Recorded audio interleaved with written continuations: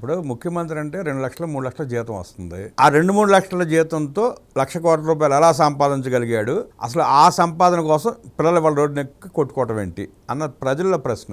ఇప్పుడు మనం మీరు అడిగిన క్వశ్చన్కి నేను కొద్దిగా వెనక్కి వెళ్ళి మీరు అడిగారు కాబట్టి ఆస్తి ఎట్లా వచ్చింది ఇది కూడా మనం ఖచ్చితంగా చెప్పుకోవాలి. రాజశేఖర రెడ్డి గారు 2004 ఎలక్షన్లో అంటే do or die type, make or break అంటారు. ఆ ఎలక్షన్లో ఆయనకి ఫైనాన్షియల్గా బాగా డౌన్ఫాల్ అయిన సందర్భం 2004 ఎలక్షన్లో రాజశేఖర రెడ్డి గారు. అంటే ఇంకొక విషయం ఇంకో రకంగా చెప్పవలసి వస్తే బంజారా హిల్స్లో ఆయన నివాసం ఉంటున్న ఇంటిని కూడా అమ్మే ప్రయత్నం చేశారు. 2004లో ఎలక్షన్లో గెలవకపోతే ఫైనాన్షియల్గా టోటల్ కొలాప్స్. కానీ అదృష్టం కొద్దీ ఆయన గెలిచారు, ముఖ్యమంత్రి అయ్యారు. 2009లో చనిపోయారు. ఈ పీరియడ్లో తండ్రి గారి అధికారాన్ని అడ్డు పెట్టుకొని జగన్ రెడ్డి గారు బెంగళూరు బేస్ చేసుకొని వ్యాపార సామ్రాజ్యాన్ని భారీగా విస్తరించి అక్రమాస్తులు విపరీతంగా కూడా పెట్టాడు కిట్కో ప్రో ద్వారా. ఈ విషయం నేను అనటంలే, అప్పట్లో మాజీ కాంగ్రెస్ మంత్రి శంకర్రావు గారు అక్రమాస్తుల మీద కేసేశారు. అయితే ఇప్పుడు సబ్జెక్ట్ ఏంటంటే విజయమ్మ గారి మాటల్లో చెప్పవలసి వస్తే రాజశేఖర రెడ్డి గారు కోరుకున్న విధంగా పంపకాలు జరగలేదు, ఎంఓయూని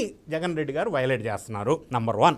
నంబర్ 2, రాజశేఖర రెడ్డి గారు హయాంలో ఆయన సంపాదించిన ఆస్తిలో రావాల్సిన వాటా తల్లికి చెల్లికి మనవడు మనవరాళ్ళకి రావాలి అని ఆమె అంటున్నారు.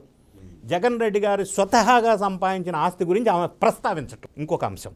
ఇందులో భాగంగానే 2019లో జరిగిన ఎంఓయూలో జగన్ రెడ్డి గారికి అప్పటి వరకు ఉన్న అక్రమార్జన కావచ్చు, సక్రమార్జన కావచ్చు, ఏదైనా కావచ్చు, జగన్ రెడ్డి గారికి 60%, షర్మిళమ్మకి 40% అని రాసుకున్నారు. అది కూడా తక్కువే, ఫిర్బీ అది కూడా ఇవ్వటం లేదు అనేది విజయమ్మ గారి వాదన. వైఎస్ఆర్సీపీ శ్రేణుల చేత జగన్ రెడ్డి గారు మాట్లాడిపించిన మాటలు ఏంటంటే ఆమెకి ఇవ్వవలసింది ఇచ్చేశాడు, పెళ్ళైన 30 సంవత్సరాల తర్వాత జగన్ రెడ్డి గారు సంపాదించిన ఆస్తిలో ఆ మాట అడుగుతుంది అని అంటున్నారు. అది తప్పు. నంబర్ 2, జగన్ రెడ్డి గారు షర్మిళమ్మకి 230 crores వైట్ మనీ ఇచ్చారు అని చెప్తున్నారు వాళ్ళ శ్రేణులు. విజయమ్మ గారు ఏం చెప్తారంటే అది ఆస్తికి సంబంధించిన మనీ కానే కాదు, ఆమె వాటాలో ఉన్నటువంటి షేర్స్లో వచ్చిన డివిడెండ్, ఆమెకు రావాల్సిన డివిడెండ్ ఆమెకి ఇవ్వాలా, అది ఆస్తి ఎట్లా అవుతుంది?